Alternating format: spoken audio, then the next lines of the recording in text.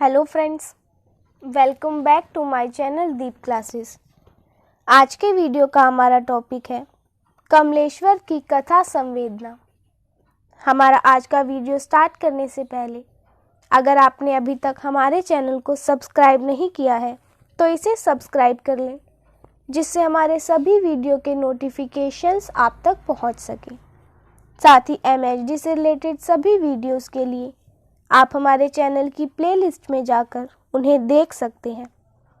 तो चलिए बिना देरी किए हम अपना आज का वीडियो स्टार्ट करते हैं। कमलेश्वर नई कहानी के प्रमुख पुरोधाओं में से एक कहानीकार रहे हैं, लेकिन उन्होंने स्वयं को वहीं तक सीमित ना रखते हुए स्वतंत्र भारत की अत्यंत तेजी से बदल रही परिस्थितियों और परिवेश को अपनी रचनात्मकता का प्रमुख विषय तथा उसका क्षेत्र बनाया है। परिस्थितियों के दबाव में करहा रही व्यक्ति चेतना के साथ ही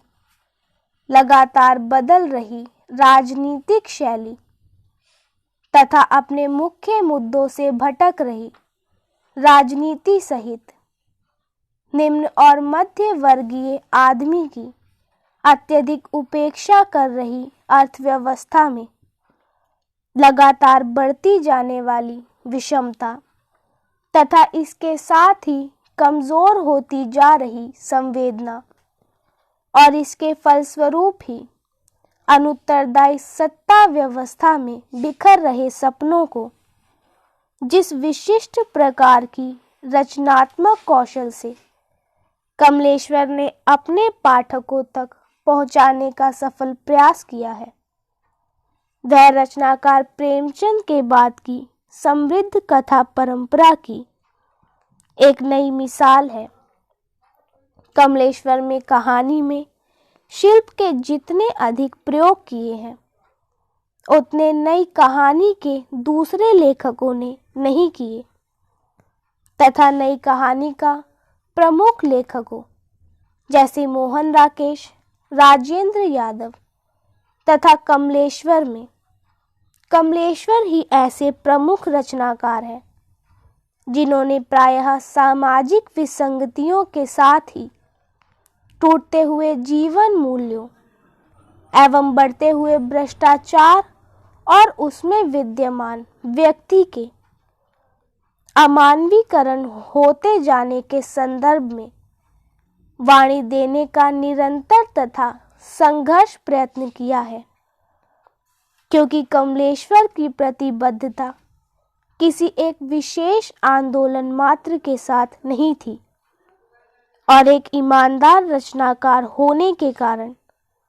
उन्होंने तत्कालीन बदलती हुई सच्चाई और उनकी परिस्थितियों के मध्य में मनुष्य की चेतना को परिवर्तित करने और उसकी संवेदना को बचाने हेतु स्वयं को निरंतर बदलने रहने के लिए कभी कोई संकोच नहीं किया है। वस्तुतः उनका यह बदलाव मुख्य रूप से भारतीय जन की उनकी प्रतिबद्धता के साथ ही अत्यंत गहराई से जुड़ा था तथा जिनको कोई भी अन्य तत्व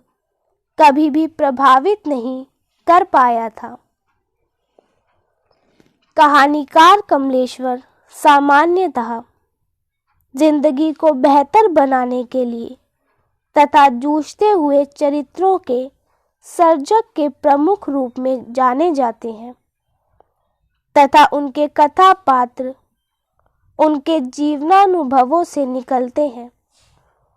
जो उन्हें भारत के आम आदमी की वास्तविक स्थिति से जोड़ता है। कुछ को अंततः उनके जीवनानुभवों को जीवंतता भी प्रदान करता है। कमलेश्वर की प्रथम कहानी फरार सन 1945 में कानपुर से प्रकाशित होने वाली जय भारत नामक पत्रिका में छपी थी और इसके बाद भी काफ़ी समय तक कामरेड नामक कहानी को उनकी पहली कहानी माना जाता रहा। किंतु इसके पूर्व उनका पहला कहानी संग्रह राजा निर्बंसिया 1957 में छपा और तब से लेकर आज तक परिस्थितियां और देश, समाज और सरकारें भी बदलती रही, परंतु कमलेश्वर की लेखकीय प्रतिबद्धता नहीं बदली, जो अपना सब कुछ दांव पर लगाने के उपरांत भी व्यवस्था में पलती बढ़ती विकृतियों के मध्य पीसते हुए निम्न मध्य वर्गीय आदमी की स्थिति को समझाने के संघर्ष में निरंतर लगी रही। अतः इसी के आधार पर कमलेश्वर के कथा विकास के ह्रास को 3 हिस्सों में बांटा जा सकता है। प्रथम दौर परंपरा से विद्रोह और उसके अनुभव क्षेत्र की प्रामाणिक पहचान सन 1952 से 1958 ईस्वी तक। द्वितीय दौर समय संगत यथार्थ का स्वीकार, जिसमें प्रायः दारुण और विसंगत संदर्भों की समझ विद्यमान है, सन 1959 से 1966 ईस्वी तक। तृतीय दौर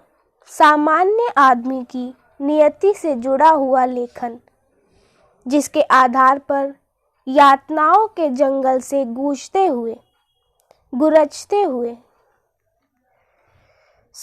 गुजरते हुए सामान्य मनुष्य के साथ समानांतर चलने का उपक्रम मौजूद है,